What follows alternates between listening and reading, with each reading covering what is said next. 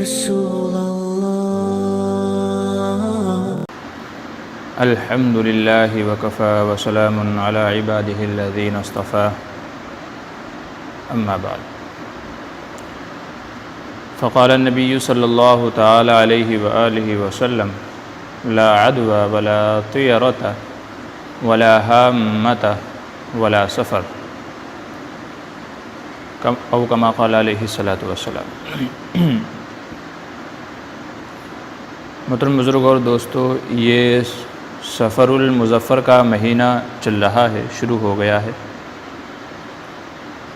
جیسے اور دیگر مہینے اسلامی مہینے ہیں، محرم، ربیع الاول، ربیع الثانی، جمادی الاولی، جمادی الثانی، رجب، شعبان وغیرہ، تو اسی طریقے سے سفر کا مہینہ بھی اسلامی مہینہ ہے. جیسے دیگر مہینے، دیگر ایام، دیگر اوقات اللہ تبارک و تعالیٰ کے قبضہ قدرت میں ہیں، اسی طریقے سے سفر کا مہینہ اور اس کے اوقات بھی اللہ تبارک و تعالیٰ کے قبضہ قدرت میں ہیں. مگر افسوس کی بات یہ ہے کہ بعض لوگ اس مہینے کو منحوس سمجھتے ہیں. وہ سمجھتے ہیں کہ سفر کے مہینے میں نحوست اترتی ہے، بلائیں، آفتیں، مصیبتیں نازل ہوتی ہیں، اسی لیے لوگ اس مہینے میں سفر کرنا پسند نہیں کرتے. بیاہ شادی، تقریبات، خوشی کے جو پروگرام ہوتے ہیں ان کو کرنا بھی مناسب نہیں سمجھتے، پوسٹ پون کر دیتے ہیں، اور اس طرح کے تمام پروگرام کسی اور مہینے میں رکھتے ہیں. اور عقیدہ یہ ہوتا ہے کہیں ایسا نہ ہو کہ ہم اس مہینے میں اپنی بیاہ شادی کریں، پروگرام کریں، اور ان میں خیر و برکت نہ رہے، ان میں نحوست نہ آ جائے. بعض لوگ یہ سمجھتے ہیں کہ سفر کے ابتدائی شروعاتی 13 دنوں میں نبی کریم صلی اللہ علیہ وسلم بیمار ہوئے، تو جس مہینے میں حضور بیمار ہوئے، جن ایام میں حضور بیمار رہے، تو ان ایام میں ہم خوشی نہیں منائیں گے، بیاہ شادی نہیں کریں گے. تو اس لیے وہ سفر کے شروعاتی 13 دنوں میں بیاہ شادی نہیں کرتے، جبکہ یہ بھی غلط ہے. صحیح بات یہ ہے کہ حضور صلی اللہ علیہ وسلم جو بیمار ہوئے وہ سفر کے آخری ایام میں اور ربیع الاول کے شروعاتی دنوں میں بیمار ہوئے، اور پھر 12 ربیع الاول کو حضور اس دنیا سے پردہ فرما گئے. تو صحیح بات تو یہ ہے. لہٰذا سفر کے شروعاتی 13 دنوں کے بارے میں جو یہ مشہور ہے کہ حضور بیمار ہوئے تھے ان میں، اس لیے ہم بیاہ شادی نہیں کریں گے، کوئی خوشی نہیں منائیں گے، تو یہ بھی غلط ہے. اور پورے سفر کے مہینے سے جو نحوست والا عقیدہ ہے یہ بھی غیر اسلامی عقیدہ ہے. نبی کریم صلی اللہ علیہ وسلم نے اپنے زمانے میں ہی اس کی تردید فرما دی تھی، کیونکہ یہ زمانہ جاہلیت میں لوگوں کا عقیدہ تھا، کفار و مشرکین کا عقیدہ تھا کہ سفر کے مہینے میں بلائیں، نحوستیں اترتی ہیں، اس لیے وہ اس مہینے میں سفر بھی نہیں کیا کرتے تھے. ان کے جو تجارتی اسفار ہوا کرتے تھے، بزنس کاروبار کے لیے ملک شام جاتے تھے، یمن جاتے تھے، تو وہ اس مہینے میں مؤخر کر دیا کرتے تھے. مگر سرکار دو عالم صلی اللہ علیہ وسلم کو تو رہتی دنیا تک کے لیے ہادی اور رہنما بنا کر کے بھیجا گیا تھا، تو اس لیے آپ نے ان تمام عقائد کی تردید فرما دی کہ جن کی اس زمانے میں یا آئندہ چل کر کے قیامت تک کے آنے والے زمانے میں جو بھی غلط باتیں ہو سکتی تھی سب کو رد فرما دیا.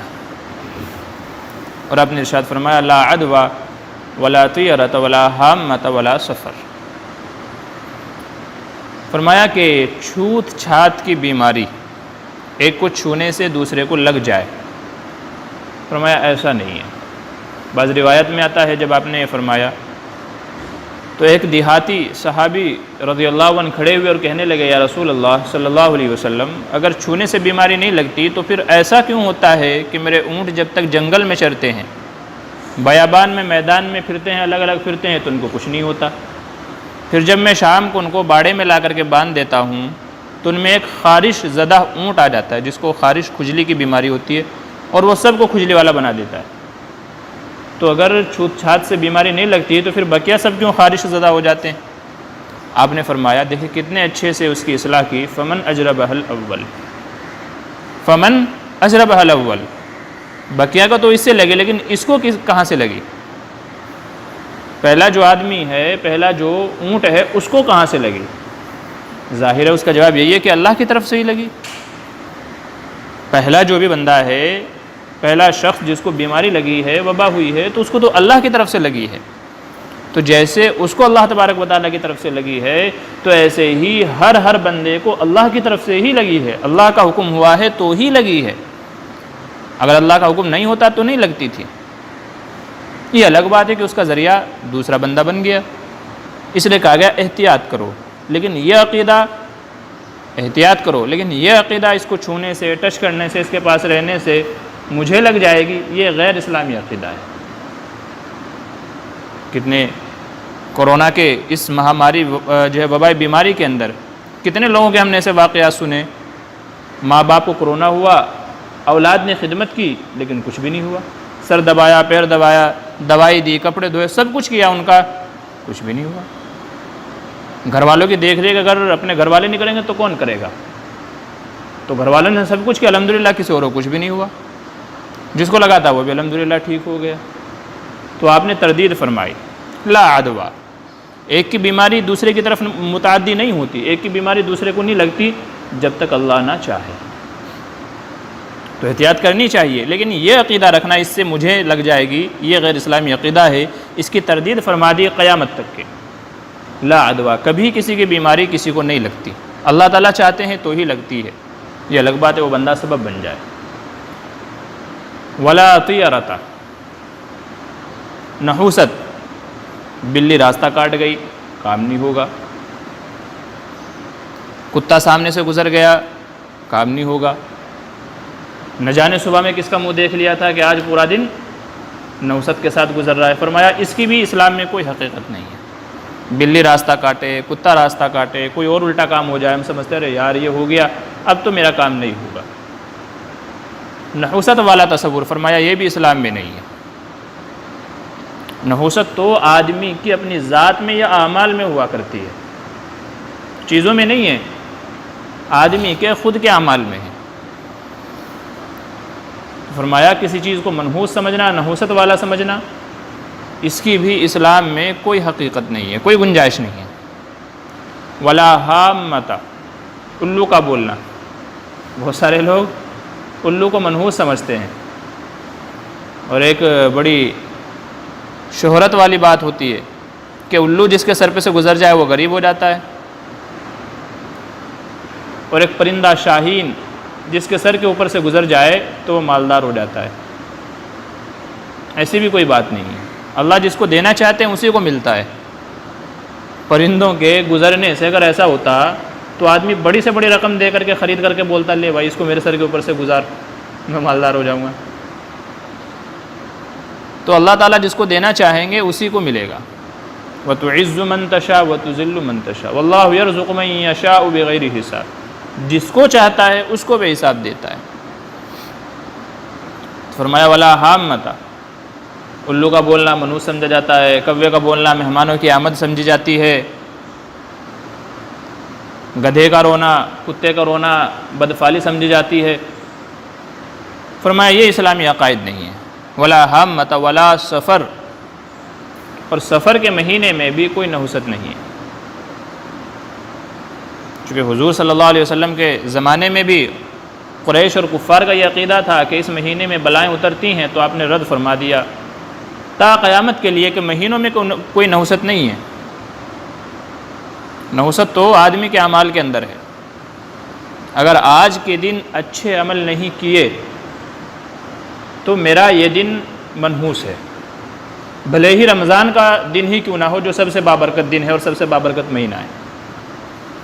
اگر آج کے دن میں نے اللہ کی اطاعت نہیں کی، اللہ کی عبادت و بندگی نہیں کی، اللہ کو راضی کرنے والے اعمال نہیں کیے، اپنا یہ دن اسلامی اور سنت طریقے کے مطابق نہیں گزارا، تو میرا آج کا دن منحوس ہے۔ اب یہ دن چاہے جمعے کا دن ہو اور چاہے رمضان کا دن ہو یا شب قدر کی رات ہی کیوں نہ ہو، وہ منحوس ہے۔ اور اگر میں نے آج کے دن اللہ کی اطاعت کی، فرما برداری کی، اس کو راضی کرنے والے اعمال کیے، نمازوں کی پابندی کی، شریعت و سنت کے مطابق میں نے آج کا دن گزارا تو میرا یہ دن میرے حق میں خیر و برکت کا ذریعہ ہے، خیر و برکت کا باعث ہے، بھلے ہی کسی مہینے کا دن کیوں نہ ہو۔ تو وقت کے اندر نحوست نہیں ہوتی، مہینوں میں نحوست نہیں ہوتی، آدمی کے اعمال میں نحوست ہوتی ہے۔ عمل چراغ ہیں راہ نجات کے، لیکن چراغ خود نہیں جلتے، جلائے جاتے ہیں۔ تو نجات کے لیے اعمال کا ہونا ضروری ہے، نہیں تو حضور صلی اللہ علیہ وسلم کے زمانے میں ابو جہل بھی تھا، ابو لہب بھی تھا، ہزاروں لاکھوں کی تعداد میں کفار مکہ موجود تھے۔ سرکار دو عالم صلی اللہ علیہ وسلم کو دیکھا، آپ کی زیارت کی، ہم دیکھنے کے لیے تڑپتے ہیں، لاکھوں کروڑوں روپیہ خرچہ کرنے کے لیے تیار ہے کہ حضور کی زیارت ہو جائے، اور کچھ نہیں تو کم سے کم خواب میں ہی آ جائے۔ ہم تڑپتے ہیں، ترستے ہیں اس چیز کے لیے، اور انہوں نے حضور کو دیکھا ہے، پوری زندگی دیکھا ہے، بچپن سے لے کر کے آپ کے وصال تک آپ کو دیکھا ہے۔ کوئی فائدہ ہوا اس کا اگر ایمان نہیں لے کر کے آئے؟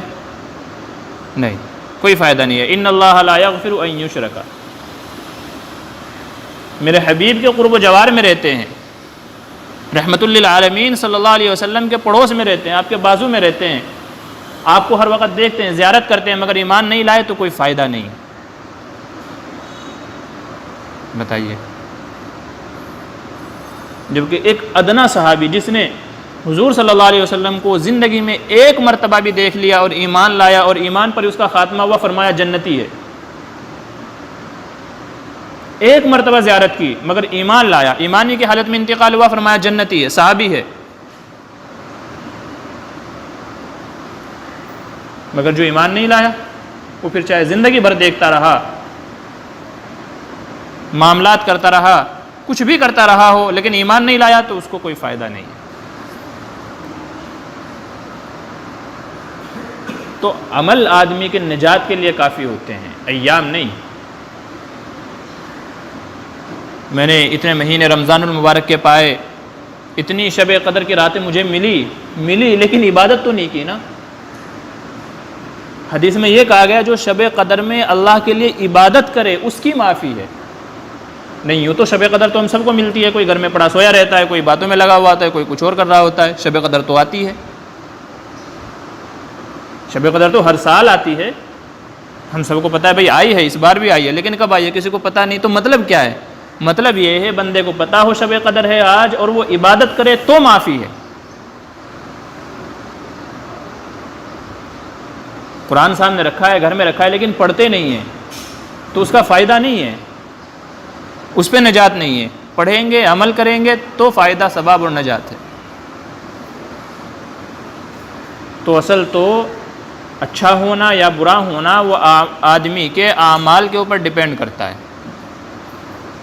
اچھے عمل تو دن اچھا، برے عمل تو دن بھی برا۔ تو آنے والے قیامت تک کے تمام انسانوں کے لیے میسج دے دیا، لا عدوى ولا طیرۃ ولا حامۃ ولا سفر، سفر کے مہینے میں کوئی نحوست نہیں ہے۔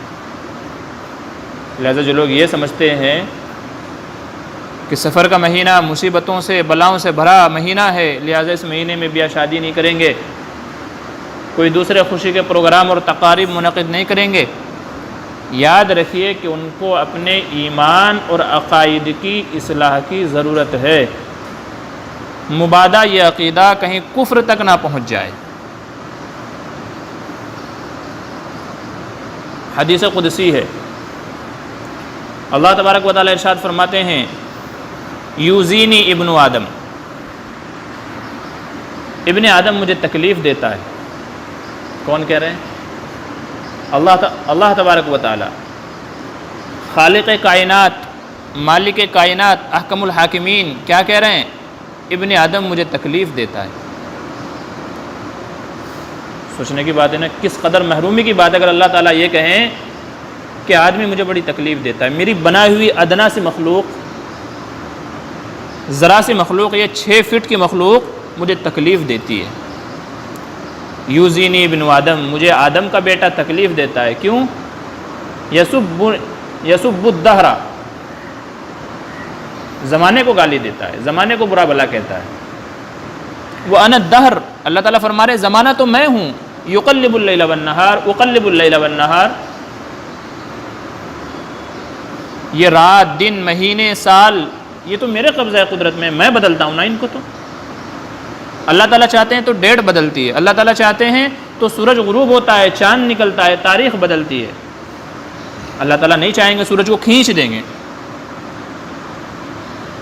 دن کبھی غروب ہی نہیں ہوگا، جیسے بہت سارے ممالک میں ہوتا ہے 6 مہینے سورج نکلا رہتا ہے، 6 مہینے رات رہتی ہے۔ اللہ تعالیٰ ہر چیز کے اوپر قادر ہے۔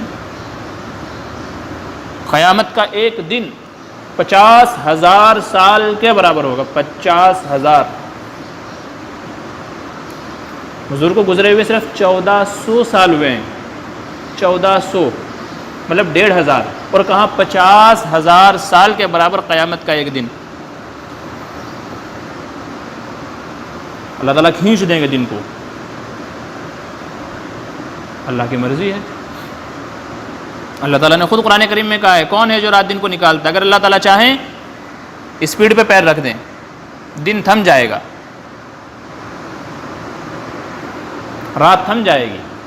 تو یہ تو میں بدل رہا ہوں نا، اللہ تعالیٰ فرما رہے ہیں یہ تو میں بدل رہا ہوں، دن تاریخ مہینے یہ تو میرے قبضہ قدرت میں چاہتا ہوں تو اگلا دن آتا ہے، میں چاہتا ہوں تو اگلی رات آتی ہے۔ اب تم اس کو کہو یہ دن بڑا خراب گزرا، یہ مہینہ منحوس والا ہے، اس چیز میں نحوست ہے، اس چیز میں نحوست ہے، یہ میرے لیے ان لکی ہے، یہ لکی ہے۔ اللہ تعالیٰ فرماتے ہیں کہ یہ چیز انسان کی مجھے بڑی تکلیف دیتی ہے کہ وہ سیدھا انڈائریکٹ اس کو ڈائریکٹ اس کو اور جو ہے انڈائریکٹلی مجھے کہتا ہے برا بھلا۔ تو فرمایا یوزینی ابن آدم یسب الدہر، آدم کا بیٹا مجھے تکلیف دیتا ہے، زمانے کو برا بھلا کہتا ہے، زمانہ بڑا خراب چل رہا ہے، زمانہ بڑا برا ہو گیا ہے، زمانہ بڑا گندا ہو گیا ہے۔ اللہ تعالیٰ فرماتے ہیں وَأَنَا أُقَلِّبُ اللَّيْلَ وَالنَّهَارَ، زمانہ تو میں ہوں، میں رات دن بدلتا ہوں۔ تو اس لیے سفر کے مہینے میں جو نحوست کا تصور ہے یہ غیر اسلامی تصور ہے۔ بلی کا راستہ کاٹنا، کتے کا بولنا، گدھے کا بولنا، رات میں کتوں کا رونا، یہ سب غیر اسلامی عقیدے ہیں۔ ان کو منحوس سمجھنا، ان سے نحوست سمجھنا، سفر کے مہینے میں نحوست سمجھنا، یہ سب غیر اسلامی عقیدے ہیں۔ اصل تو آدمی کے اعمال کے اوپر مدار ہے۔ اچھے عمل تو وقت اچھا، دن اچھا، مہینہ اچھا، سال اچھا، اور عمل برے تو وقت، دن، مہینہ، سال سب برے، سب خراب۔ تو ہمیں اپنے عقائد اور اپنے اعمال کی اصلاح کی ضرورت ہے، نہ کہ مہینوں میں کمیاں اور خامیاں نکالنے کی۔ دعا کریں اللہ تبارک و تعالیٰ سے کہنے سننے سے زیادہ عمل کی توفیق نصیب فرمائے۔ اللہ تبارک و تعالیٰ ہم سب کے عقائد کی اصلاح کی توفیق نصیب فرمائے۔ جو بیماریاں وبائیں اس وقت پھیلی ہوئی ہیں اللہ تبارک و تعالیٰ سب کو ختم فرمائے، اور پہلے کا جیسا امن اور سلامتی والا ماحول پیدا فرمائے۔ آمین ثم آمین۔